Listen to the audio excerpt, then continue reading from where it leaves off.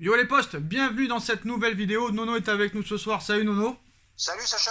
Alors Nono, malgré la victoire hier du Paris Saint-Germain, le groupe des joueurs était très heureux hier soir, mais pas d'euphorie. On a pris de l'expérience. Autrefois, on en aurait peut-être fait plus en termes de communication. On ne l'a pas fait.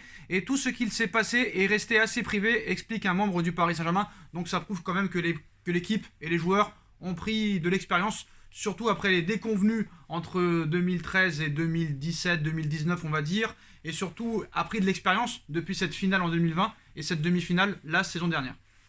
Eh ben on a appris Sacha, il y a un match retour à jouer, il faut toujours être méfiant même si on est assez optimiste, donc c'est bien, méfiance de rigueur. Après voilà, on n'a pas non plus gagné 4-0 hier, tu as gagné seulement 1-0 sur un exploit individuel, on est tous très contents, mais il y a un match retour dans 3 semaines. Et voilà, un petit but du Real et ça va en prolongation et ça va très vite le football. Oui, mais je pense que là-bas, le Real ne jouera pas pareil. Donc déjà, ils sont obligés de jouer au ballon parce qu'il faut absolument marquer. Et je pense qu'on peut les prendre en compte avec ce phénomène qui s'appelle Monsieur Mbappé. Surtout avec l'espoir de retrouver un Neymar très en forme. Après, la question du milieu de terrain va se poser. Est-ce qu'il va falloir enlever un des trois d'hier pour me remettre Idrissa Gueye? Qu'est-ce que tu en penses de ça aussi? Là, je suis très embêté. Danilo m'a fort agréablement surpris. S'il y en a un qui doit sauter, c'est Paredes, je pense. Et peut-être mettre le petit Gueye à la place. Alors, comme tu as pu le voir aujourd'hui, Lionel Messi s'est fait vraiment fracasser sur les réseaux. Neymar a très vite réconforté Léo Messi dans le vestiaire du PSG après le match contre le Real hier. L'Argentin est conscient qu'il aurait pu peser bien plus sur ce match. Donc déjà que Messi en soit conscient, c'est déjà une bonne chose, non? Oui, ça veut dire qu'il est investi. Bon, moi je pense, si je peux me permettre un petit interlude là, je pense que l'ère Messi, l'ère Ronaldo est terminée. Voilà, c'est l'ère Mbappé. Bon, Messi, il faut pas oublier qu'il a fêté ses 34 ans, donc il y a l'âge aussi. Mais de le voir comme ça, quand même, ça me choque un peu parce que faut pas oublier qui il était. Hein. Moi, il y a un problème, Nono, et je vais essayer de répondre. Je vais essayer de poser une question très rapide. Vous dites Messi, c'est par rapport à l'âge, qu'il a 34 ans. Il vient de les avoir. Mais Karim Benzema qui les a, c'est un phénomène. Ronaldo, il y a quelques mois, était un phénomène alors qu'il avait 36 ans. Donc ça marchait pour Ronaldo, maintenant ça marche plus. Est-ce que c'est vraiment l'âge le problème ou l'investissement? Parce qu'à un moment donné, il faut arrêter de mettre tout sur l'âge. Oui, mais Sacha, on peut pas jouer contre l'usure du temps. Regarde Ronaldo, maintenant, les critiques qu'il prend à Manchester United. Oui, mais il a quel âge Ronaldo? Ronaldo a 37 ans, il n'a pas 34 ans. Oui, je suis d'accord, mais on arrive quand même à un âge avancé et ils sont plus sur la fin qu'au début de leur carrière. Hein. Oui, mais pour moi, l'âge n'est pas un argument. Pour moi, l'âge n'est pas un argument. Tu vois quand même que malgré ses 34 ans, le gars, même s'il était toujours très discret au Barça, il fait la tronche. Et en plus de ça, Nono, tu as vu l'article, il paraît que, voilà, les cadres du Barça, avec Laporta, se sont tous mis d'accord, et tu l'avais dit, et je l'avais dit aussi, pour virer Lionel Messi. En expliquant même que si tu dégages Messi, le fair play financier, c'est une histoire réglée. C'est Gérard Piqué qui l'a dit aujourd'hui apparemment, enfin qu'il l'aurait dit à l'époque pour dégager Messi. C'est pour ça qu'ils ont dégagé Messi. Eh ben, tu te rappelles, c'est ce que je t'avais dit. Oui, c'est ce que j'avais dit aussi. Il a mangé une banane avec le Barça, et je crois qu'il est plus triste de ça que de venir à Paris. Je crois que ça l'a assassiné. Ça, je pense Messi, que c'est ça le problème. Je pense que c'est ça le problème. Eh ben, on est d'accord. Messi, c'était un dieu au Barça, et ils en voulaient plus. Ça, je pense que pour lui, ça a été une grosse blessure. Surtout, Nono, pour aller très vite, c'est que Laporta était déjà président il y a quelques années, donc il a eu Messi sous ses ordres aussi. Et quand tu vois qu'un joueur donne tout pour un club depuis son enfance et qu'on le dégage comme ça, avec une saison quand même au niveau des stats pas mal, et que c'était de très loin le meilleur joueur du Barça, qu'on te dégage comme ça, coup de pied dans les fesses, excusez-moi l'expression, et en plus tes coéquipiers de toujours qui demandent ton départ, c'est quand même incroyable. Oui, t'as de quoi être déstabilisé, hein. Alors, Parce que vraiment, avec ce qu'il a fait au Barça, finir comme ça là-bas, eh ben, moi, je le dis et je le répète, Laporta lui a mis une banane. donc voilà, là maintenant, il y aura plus de retour possible pour Messi au FC Barcelone. Donc je pense que, à moins qu'il parte en Argentine, Lionel Messi finira sa carrière au Paris Saint-Germain. Oui, je pense aussi. Même s'il y a de grandes chances quand même qu'il y ait possibilité qu'il parte en Argentine. Mais bon, là maintenant, je pense que ce qui est bien aussi, c'est que là, on voit le pire des Messi. Je pense que ça peut pas être pire dans les prochaines semaines. Ah, mais attention, avec un grand joueur, faut jamais dire des choses inéluctables. Hein. Attention au loup qui dort. Hein.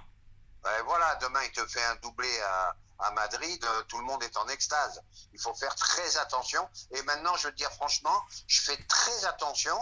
J'ai tellement critiqué certains joueurs qui m'ont surpris que maintenant, avant de dire une chose, je tourne ma langue plusieurs fois. Hein. Non, bah attends, tu juges sur l'instant. Quand ça fait mal, ça fait mal. Quand ça fait bien, ça fait bien. Quand ça joue bien, ça joue bien. Quand ça joue mal, ça joue mal. Quand ça joue moyen, ça joue moyen. Et ça, c'est des choses que les gens ne comprendront jamais. Ça ne sert à rien. Oui, mais je suis d'accord avec toi. Mais hier, je te prends l'exemple que d'un seul joueur que je pensais pas qu'il pouvait être à un tel niveau. Et ben, c'est Danilo. Impressionnant. Bah, impressionnant. C'est Danilo. Et moi, le seul qui a été d'accord avec moi sur Nuno Mendes, c'est l'équipe. Tout le monde a dit qu'il a fait un match exceptionnel. Mais voilà. La note de l'équipe, 6 sur 10. C'est très très bien. Il a eu 20 minutes compliquées au début. Et après, il est monté en puissance.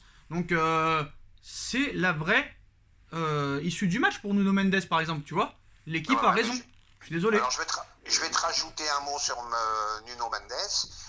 Pour moi, c'est un futur très grand, très très gros potentiel. Bah, J'espère qu'il va progresser parce qu'un potentiel énorme. D'ailleurs, en parlant de course, il a tout ce qu'il faut. Hein. D'ailleurs, en parlant de Nuno Mendes, Paris a déjà décidé de lever l'option d'achat de 40 millions d'euros pour l'été prochain. Bien sûr. Alors, bien sûr. Maintenant, Nuno va passer aux choses sérieuses. Bon, comme tu sais, Mbappé sera en fin de contrat dans quelques mois. Pochettino, malgré cette victoire, ce n'est qu'un huitième de finale de Ligue des Champions. Hein. Ce n'est pas une demi-finale de Ligue des Champions ni une finale. C'est seulement un huitième de finale aller d'une Ligue des Champions. Donc, entre guillemets, pour Paris, un match normal depuis 10 ans maintenant. Mais voilà, Mbappé sur le départ, peut-être pour le Real Madrid. J'ai déjà une première question. Est-ce que si le PSG élimine le Real, question courte pour une réponse courte, si le PSG bat le Real, est-ce qu'il y a une chance pour que Mbappé prolonge d'au moins 2 ans? Une question simple. Alors je vais répondre de façon très courte, je n'y crois pas du tout. Malgré, même si le Real se fait éliminer. Eh oui, je n'y crois pas, Sacha, malheureusement. Alors, grosse bombe dans quelques minutes, mais avant de parler de cette grosse bombe, on va parler de l'histoire qui se serait passée à la mi-temps, Nono. Leonardo et Nasser, qui seraient descendus dans le vestiaire des arbitres pour mettre la pression à l'arbitre. Parce que c'est vrai qu'en première mi-temps, l'arbitre a fait un petit peu n'importe quoi. Et que Pérez et les dirigeants du Real Madrid auraient, on va dire, crié au scandale de cette décision. Parce qu'après, on a vu que Ferland Mendy et Casemiro ont eu aussi des cartons jaunes et seront suspendus pour le match retour. Comme par hasard, les deux qui étaient sous la menace d'une suspension, ont eu un carton jaune qui pour le Real Madrid n'était pas du tout mérité. Après, avec les médias espagnols, info ou intox, c'est toujours le problème. Est-ce que tu crois en ça? Mais est-ce que le Real, comme les Espagnols en général, font toujours des histoires pour rien? Ah bah ils sont tellement toujours avantagés. Rappelle-toi le 6-0 au Barça, erreur d'arbitrage sur erreur d'arbitrage. Le Real de Madrid, je crois qu'il y a eu aussi quelques Le 6-0 au Barça? Le 6-0 au Barça? Quand on a perdu 6-0 au Barça ou 6-1, je m'en rappelle plus. Oui. Le match retour. Oui. On est volé par l'arbitre quand même, malgré tout. Oui, mais là on parle du Real, là. Oui, et ben voilà, je te dis, c'est pour te dire, les clubs espagnols, c'est des grands pleurnichards, donc j'y crois pas une seconde. Puis les médias catalans, les médias du Real, c'est n'importe quoi. Bah là, c'est les médias espagnols en général, hein. C'est médias espagnols barcelonais et médias madrilènes, donc ce n'est pas un plus que l'autre. Oui, mais ce sont de très mauvais perdants, on le sait ça. Après, l'arbitrage, quand il va dans leur sens, là, on n'entend rien du tout, hein. Ah, là, tu les entends jamais. Mais après, est-ce que c'est vrai ou pas? Est-ce qu'ils ont fait un peu ça pour faire du buzz ou est-ce que c'est vraiment passé? Voilà, personne réellement en parle dans la presse française ni dans la presse étrangère hors Espagne, donc pour moi, c'est de l'intox. Hein. Bien sûr, Et maintenant, Nono, la bombe du jour. Comme je t'ai dit, tu sais comment ça marche avec Florentino Pérez. Tu peux t'appeler par n'importe quel nom. Tu peux t'appeler Zinedine Zidane, Carlo Ancelotti, Pep Guardiola ou Guy Lacombe ou Antoine Comboiré. Si tu passes pas les huitièmes en Ligue des Champions ou si tu ne passes pas l'écart, tu dégages. Et c'est ce qui pourrait se passer si jamais le Real se faisait éliminer contre le Paris Saint-Germain. Carlo Ancelotti sera démis de ses fonctions. Qui pour le remplacer? C'est très simple. C'est une information qui vient de tomber il y a 20 minutes. Selon Independent, en Angleterre, Maurizio Pochettino est vu comme une cible prioritaire par Florentino Pérez en cas de départ de Carlo Ancelotti en fin de saison. Pochettino au Real Madrid, Nono, ça serait quand même incroyable. Faut pas oublier que Pérez y songeait quand Zidane est parti en 2018, et il y songeait aussi quand Zidane est parti l'été dernier. Ah, ben Pérez, je vais te dire, ça va vite. Dès que ça gagne plus, dès que ça joue moins bien, et ça éjecte. Il éjecte. Il a peur de personne et il fait ce qu'il veut, c'est son club. Bon, maintenant, j'ai vu ça aujourd'hui aussi. Pochettino, éventuellement Real de Madrid, bon, ben, je vais dire pourquoi pas. Mais par contre, j'ai une autre bombe aussi à te dire qui confirme ce que j'avais dit plusieurs fois. Benzema serait en embrouille. Il ne serait pas d'accord avec la venue d'Haaland. Donc, Oui. ça rejoint bien ce que je disais auparavant. Oui, mais Nono, ça on en avait déjà parlé il y a quelques jours, et c'est pour ça que Pérez avait demandé à Haaland et à Raiola d'attendre un an de plus pour pouvoir le recruter, chose que Haaland refusera. Oui, oui, c'est ce que je... Oui, oui. Et puis Benzema, il est hors de question qu'Haaland vienne. Et surtout que Haaland ne peut pas rester au Borussia, parce que tu as vu déjà, le Borussia n'est même pas qualifié pour les huitièmes de finale. Donc impossible pour Haaland de prendre du retard, parce qu'il y a déjà beaucoup de retard sur Mbappé, et il peut même pas faire de Coupe du Monde avec la Norvège, et même les Euros. Et en plus de ça, le mec se retrouve en Europa League disputé avec des champions. Donc il restera jamais un an de plus au Borussia Dortmund. Ça va être un mercato estival Bon, inimaginable de folie. mais maintenant, Nono, moi je voudrais avoir une question. Si jamais Mbappé s'en va, et que Paris n'arrive pas à faire Haaland, mais comment tu t'en sors? J'arrive pas à comprendre. Comment tu t'en sors? Tu ne peux pas t'en sortir. Honnêtement, tu peux pas t'en sortir. Eh ben, pour t'en sortir, tu pourras pas t'en sortir parce que, comme je t'ai dit hier, il est nettement au-dessus de tous les autres. Et maintenant, bon, ben, faute de mieux, eh ben, on va se contenter d'Ousmane Dembélé en espérant Non, qu'il devienne sérieux. non, je pense pas qu'ils mettront le paquet sur Ousmane Dembélé pour remplacer Mbappé. C'est impossible. Si jamais Haaland ne vient pas et que Mbappé part, ils pourront peut-être te prendre Dembélé gratuit pour remplacer Di Maria, qui je pense ne sera pas reconduit d'un an. Mais pour remplacer Mbappé, ils vont sortir vraiment l'artillerie lourde, et ce sera pas sur Dembélé qui arrivera gratuit. Ce sera soit sur du Marcus Rashford, ou peut-être du Jadon Sancho qui est sur le banc à Manchester, ou peut-être un Mo Salah ou un Sadio Mané. Mais ils vont sortir le chèque quoi qu'il arrive si Haaland ne vient pas et qu'Mbappé part, c'est sûr et certain. Ils se Ouais, contenteront pas de Dembélé, hein.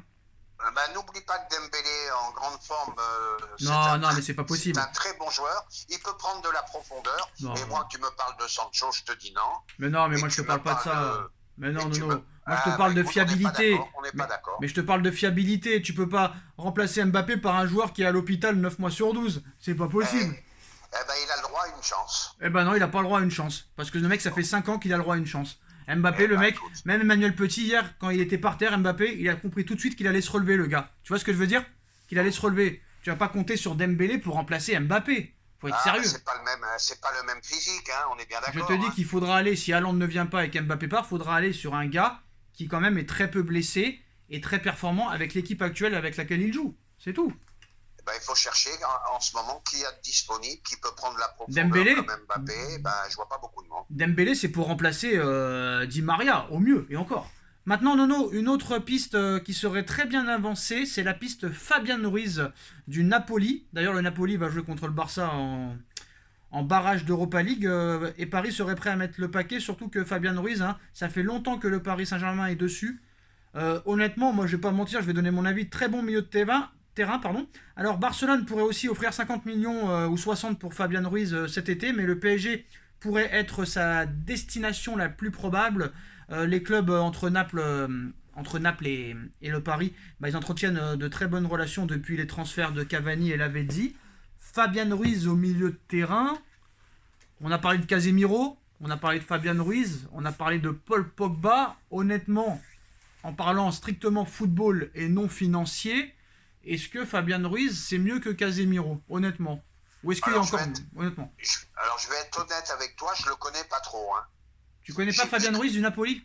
Si, je le connais, mais j'ai vu que quelques matchs. D'accord. Bon, ben, ça a l'air d'être un bon milieu, mais je pense qu'il faut encore chercher au-dessus. Ouais, pour toi, tu penses que si jamais il était si bon que ça, il serait pas au Napoli depuis plusieurs années, quoi. On est peut-être d'accord là-dessus. Ouais, t'as pas vu un match référence, quoi. Non, j'ai pas vu un match référence où il a explosé, où il a... C'est un bon milieu de terrain, mais je pense qu'il faut chercher la taille au-dessus.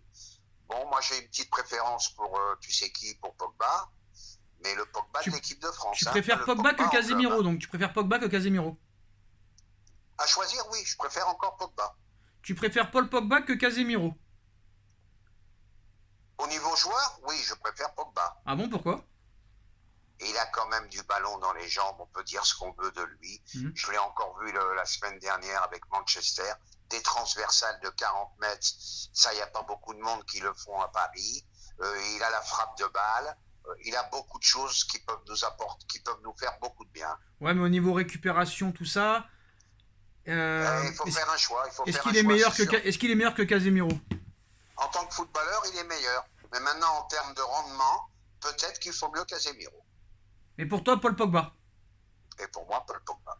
Et ben voilà les postos, on terminera là-dessus. Dites-nous en commentaire ce que vous en pensez. Est-ce que vous êtes d'accord avec Nono ou non sur les sujets qu'on a traités? On like, on partage, on commente, on s'abonne. Et on se retrouve très vite pour une nouvelle vidéo. Salut à tous, salut Nono. Tchuss. Salut, tchuss.